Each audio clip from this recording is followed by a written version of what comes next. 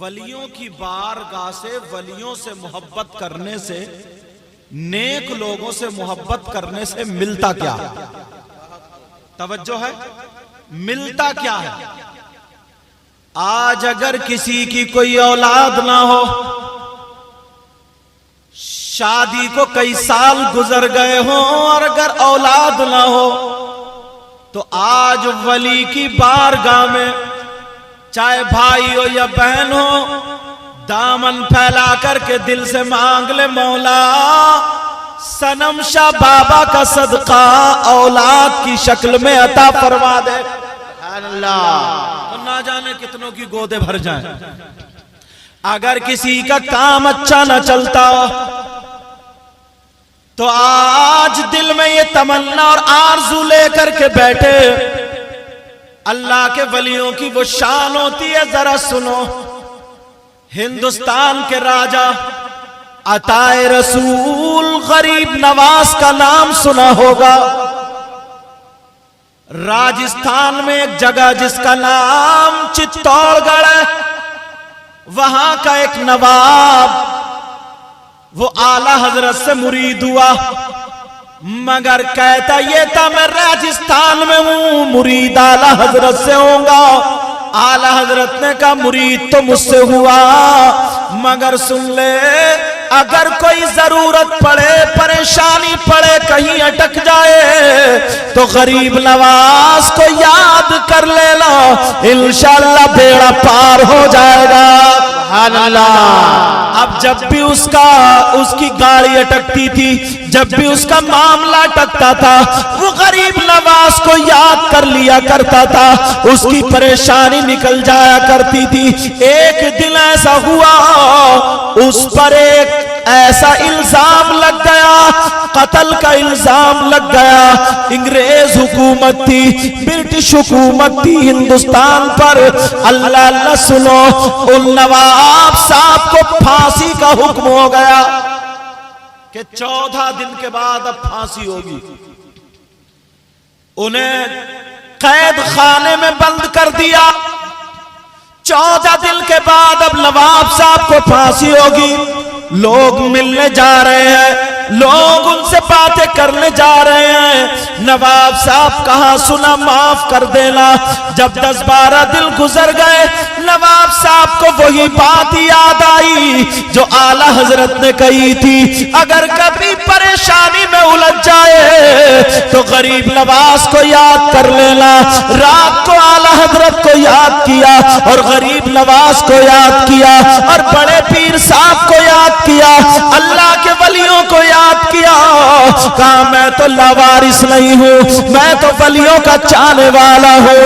اے غریب نواز، آپ تو جانتے ہیں کہ میں بے قصور ہوں، مگر پھر بھی مجھے پھانسی ہونے جا رہی ہے۔ آپ کے دیار میں رہتا ہوں، مجھے نہیں لگتا کہ پھانسی ہو جائے۔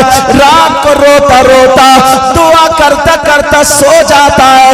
جیسے ہی آنکھ لگتی ہے، اللہ اللہ غریب نواز خواب میں آ جاتے ہیں، اور جب غریب نواز خواب میں آئے تو کہنے لگا سرکار بہت پریشان ہوں، مجھ پہ الزام لگا دیا گیا، مجھے پھانسی ہو جائے گی، پرسوں کو پھانسی ہے، 2 دن کے بعد پھانسی ہو جائے گی۔ جب اتنا کہا تو غریب نواز نے ذرا میری طرف توجہ رکھو، غریب نواز نے یہاں پر پیٹھ پہ ہاتھ رکھا۔ صنم شاہ بابا کی محبت میں آنے والوں، تم اتنا خرچ کرنے والوں، اپنی بیٹی کی شادی میں اتنا خرچ نہیں، بیٹے کی شادی میں اتنا خرچ نہیں، ایک اللہ والے کی محبت میں خرچ ہو رہا۔ ذرا سنو، غریب نواز کا سرکار پرسوں کو مجھے پھانسی ہو جائے گی۔ غریب نواز نے پیٹھ پہ ہاتھ رکھا اور کہا بیٹا پریشان مت ہو، پرسوں کو تمہیں پھانسی نہیں ہوگی، بلکہ گھر جا کر کے تم ناشتہ کرو گے۔ کیا کرو گے بولو؟ اچھا میری بولی سمجھ میں آ رہی ہے؟ میں زیادہ تیز تو نہیں بول رہا ہوں؟ الحمدللہ بولو۔ سب سمجھ میں آ رہی ہے؟ اب غریب نواز نے کہا پرسوں کو ناشتہ کرو گے گھر جا کے؟ ایک ان کے بہت جگری دوست تھے، صبح کو ملنے آئے نواب صاحب کے، کہا دیکھو دوستی رہی ہے، دوستی میں ہر طریقے کی باتیں ہوتی ہیں، اچھی بری، اگر کوئی غلطی ہو معاف کر دو، کہا سنا معاف، کل کو تمہیں پھانسی ہو جائے گی۔ تو وہ نواب صاحب بولے مجھے پھانسی نہیں ہوگی، میں تو گھر جا کے ناشتہ کروں گا، اور تم بھی گھر پہ آ جانا، ناشتہ کرنا، میری بیوی سے کہہ دینا زیادہ ناشتہ تیار کرے تاکہ میرے دوست بھی میرے ساتھ ناشتہ کرے۔ وہ دوست سمجھ گیا نواب صاحب کا دماغ خراب ہو گیا، نواب صاحب کا دماغ چل گیا، نواب صاحب کے دماغی توازن ہٹ گیا۔ وہ سوچنے لگا انہوں نے ذہن پہ زیادہ لوڈ لے لیا، ان کا دماغ خراب ہو گیا۔ اللہ اللہ اس نے گھر جا کر کے اس کی بیوی سے کہہ دیا نواب صاحب تو دماغ سے بیکار ہو گئے، ان کا دماغ چل گیا۔ جب اتنا کہا بیوی آ جاتی ہے، قید خانے میں ملنے آ جاتی ہے اور رو کر کے کہتی ہے میں نے سنا تمہارا دماغ چل گیا ہے، میں نے سنا دماغ خراب ہو گیا ہے۔ نواب صاحب بولے پاگل ہو گئی ہے، میں بالکل ٹھیک ہوں، تو گھر جا ناشتہ بنا، کل کو میں گھر آ کر کے ناشتہ کروں گا۔ اسے کیا پتا تھا غریب نواز آ گیا؟ تم لوگ جب باہر رہتے ہو تمہارا کام چلتا ہے، تمہیں کیا پتا تھا تمہاری محنت اتنی تھوڑی ہے جتنا ان کا کرم ہوتا ہو؟ تمہیں کیا پتا؟ پتا نہیں چلتا۔ لیکن سنو پیارے ذرا سنو، بی بی رونے لگی، وہ سمجھ گئی اب تو سچ میں ہی دماغ چل گیا، اعلان ہو گیا پھانسی ہوگی، اور یہ کہہ رہے ناشتہ کروں گا۔ بڑے بیٹے کو بلایا کہ ابا سے ملنے، دماغ خراب ہو گیا، پاگل ہو گئے، پتہ نہیں کیا ہوا۔ وہ آ کر کے کہنے لگا ابا کیا بات ہے؟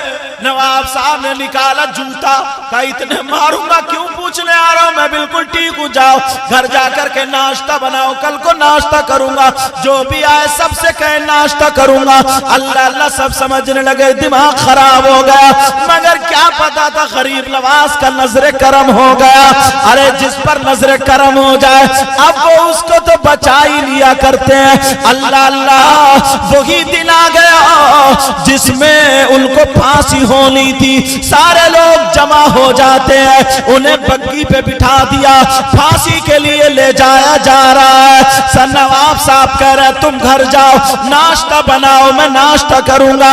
سب لوگ رو رہے دعا کر رہے اے اللہ نواب صاحب کے دماغ کو ٹھیک کر دے، مگر کیا پتا تھا بات کچھ اور ہے۔ نواب صاحب پہنچ گئے تختے پر جہاں پہ پھانسی دی جاتی تھی، اللہ اللہ کپڑا ڈال دیا گیا، چہرے پہ کپڑا اڑا دیا گیا، اور اب پھندا پڑنے والا تھا۔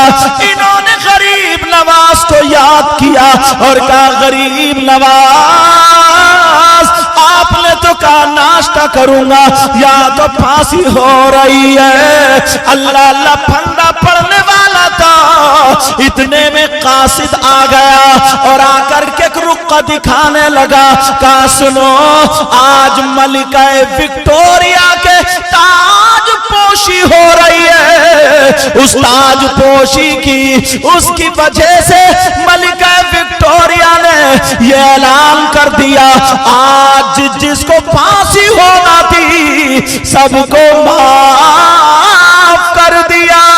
سبحان اللہ، نعرہ تکبیر، نعرہ رسالت، مسلک اعلیٰ حضرت فیضان سرکار مجاہد ملت فیضان صنم شاہ بابا عرف صنم شاہ بابا، نعرہ تکبیر، نعرہ رسالت۔ اللہ یہ اللہ والوں کی شان، بہت خوش قسمت ہو جب ان کے گدا۔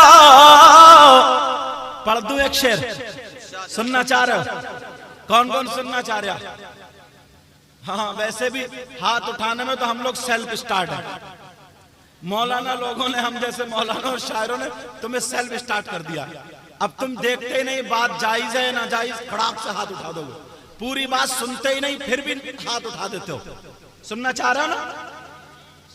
जोश में और होश में दोनों हो, होश में भी हो ना तो फिर हाथ उठाओ, देखो कौन कौन सुनना नहीं चाह रहा। हाँ, बहुत होश में हो, पूरी बात सुन के उठाया करो।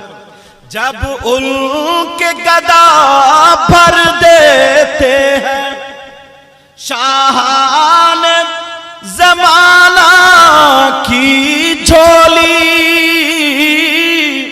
प्यार से बोलो। जब उनके गदा भर देते हैं शाहान जमाना की झोली, और मोहताज का जब ये आलम है, मुख्तार का आलम क्या होगा। घर गए, घर जा करके दूसरी रात में ख्वाब में आए, कहा गरीब नवाज मुझे बचा लिया। कहा बेटा तुझे ही नहीं, तेरी वजह से जितनों को आज फांसी हो रही थी वो सब बच गए। ये अल्लाह वालों की शान है। मगर इनका नाम सनम शाह नमाजी, यही तो नाम है ना इनका। हमें और आपको यही मालूम है ना, क्या नाम है बोलो। तो नमाजी बाबा ऐसे तो नहीं पढ़ता। किसी का लग कोई आदमी गोरा हो तो उसको आज तक किसी ने कलुआ कहा, बोलो, भूरा कहा होगा। और अगर कोई काला हो तो उसको आज तक किसी ने भूरा कहा, कलुआ ही कहा होगा। जो नमाजी हो उसको आज तक किसी ने बेनमाजी कहा, और जो बेनमाजी हो उसको आज तक किसी ने नमाजी कहा। तो जब इनको नमाजी बाबा का, तो इस नाम से पता चलता है इनकी किसी वक्त की नमाज नहीं छूटती होगी। यही तो है ना, किसी वक्त की नमाज नहीं छूटती होगी। अगर तुम इनसे मोहब्बत करते हो, अगर तुम इनको चाहते हो, तो तुम मुझे सीने पे हाथ रख के बता दो, क्या तुमने ईशा की नमाज पढ़ी है? क्या तुमने मगरिब की नमाज पढ़ी है? क्या तुमने असर की नमाज पढ़ी है? क्या तुमने जोहर की नमाज पढ़ी है? क्या तुमने फजर की नमाज पढ़ी है? नमाज सारी गोल है और गुलामी का दावा कूद कूद के है। अगर कौन कौन सनम शाह बाबा का चाहने वाला, तो सब हाथ खड़े कर देंगे, हम चाहने वाले हैं। प्यारे मैं तुम्हें बता रहा हूं, चाहत ऐसे नहीं होती है। ये नमाजी बाबा है, अगर इन्हें राजी करना है तो ये तुम्हारे नारों से राजी हो या ना हो। अगर फजर की नमाज पढ़ो, नमाज मस्जिद में पढ़ो, हाजरीन के आस्ताने पे दो। जोहर की नमाज मस्जिद में पढ़ो, हाजरीन के आस्ताने पे दो। असर मगरिब की नमाज मस्जिद में पढ़ो, हाजरीन के आस्ताने पे दो। इशा की नमाज मस्जिद में पढ़ो, हाजरीन के आस्ताने पे दो। अब अगर दामन फैला करके मांग लो तो खुदा की कसम मेरा दावा है, अल्लाह भी राजी, रसूलुल्लाह भी राजी, और अल्लाह वाले भी राजी।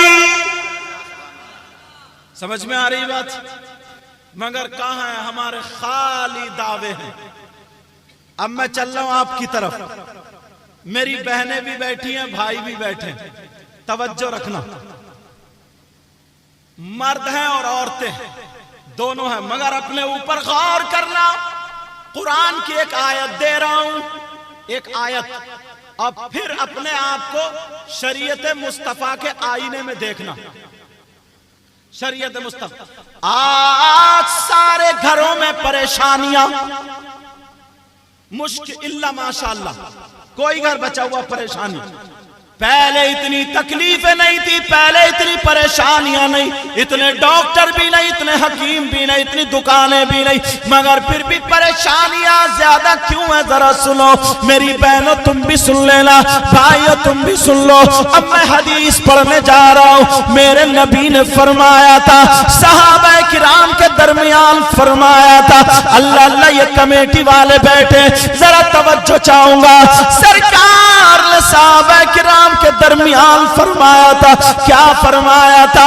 आका ने फरमाया, ओ मेरे जानिसारों, चाहने वालों, कलमा पढ़ने वालों, एक दौर वो आएगा, एक जमाना वो आएगा, एक वक्त वो आएगा آپ کے گھر میں جتنے لوگ ہوں گے کوئی نہ کوئی بیمار ضرور ہوگا. مطلب یہ نبی نے فرمایا زمین جتنا اناج پیدا کرے گی ہر ہر دانے پر بیماری ہوگی. آسمان جتنے قطرے برسائے گا ہر ہر قطرے پر آفت ہوگی. صحابہ نے پوچھا ایسا کیوں ہوگا؟ وہ زمانہ کیا ہے؟ وہ وقت کون سا ہے کہ اتنی بیماری اور اتنے آفتیں؟ تو میرے نبی نے فرمایا او میرے جانی سارو سنو، وہ وقت وہ ہوگا، وہ دور وہ ہوگا، وہ زمانہ وہ ہوگا جب مرد اور عورتیں بے حیائی کرتے کرتے، جب مرد اور عورتیں بے پردگی کرتے کرتے، فیشنیلے کپڑے پہن پہن کے، اللہ اللہ مرد اور عورتیں بے پردگی کے ساتھ، بے حیائی کے ساتھ اندر سے باہر آ جائیں گے تو اور اس بے حیائی کو، بے پردگی کو لوگ اچھا تصور کرنے لگیں گے تو سمجھ لو دانے دانے پہ بیماری اور قطرے قطرے پہ آفت ہوگی. قطرے قطرے پہ آفت. ابھی چل رہا نا وہ اس مسکان لڑکی کا، تو سب کا مسکان، ارے پیارے وہ تو ایک مسکان تھی مگر تمہارے گھر میں 3 مسکان ہے. اپنے گھر کو دیکھو، پہلے ہم اپنے آپ کو دیکھیں. اگر تمہارے یہاں شادی ہو، پروگرام ہو، کوئی فنکشن ہو، دیکھ لینا میں یہ گارنٹیڈ کہہ رہا ہوں، اگر 50 عورتیں ہوں گی، لڑکیاں ہوں گی، تو ایک بھی اللہ کی بندی ڈھنگ کے کپڑے نہیں پہنے ہوگی. باپ کہاں ہے اس کا، ماں کہاں ہے اس کی، بہن کہاں ہے اس کی، بھائی کہاں ہے، سب دیکھ رہے ہیں.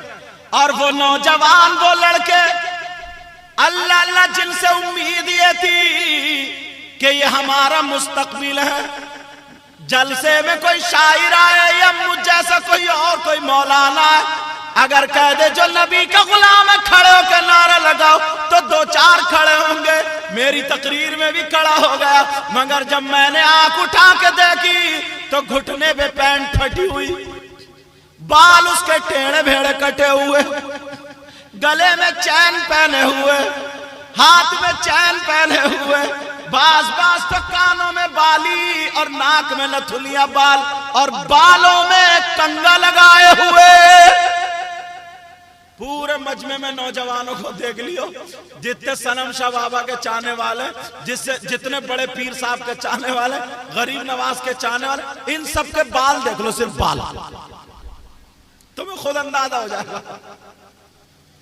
پتہ نہیں کون کون سا کٹ، ٹیڑھی بھیڑی راستے، یہاں سے ٹکلا اور اوپر سے جھبرا.